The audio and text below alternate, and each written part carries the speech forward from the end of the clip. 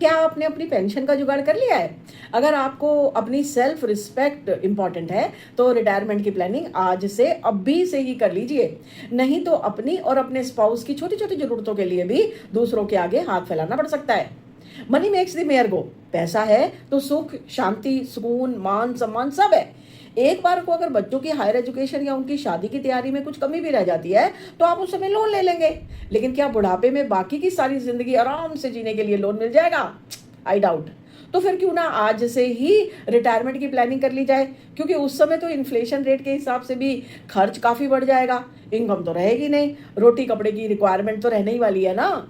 चलिए आज से ही पैसों का एक बीज बोते हैं जो हमारी सेकेंड इनिंग के समय तक खूब फलों से लद जाएगा।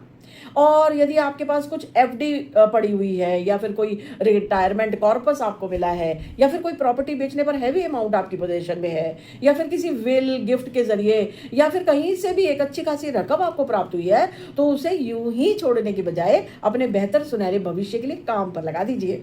आप चाहे तो उस एक मुश्त पैसे को लगाकर अभी से ही पेंशन स्टार्ट कर सकते हैं, वो भी गारंटीड।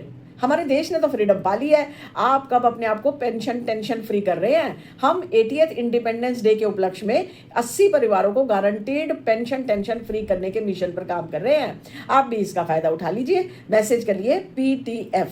Thank you.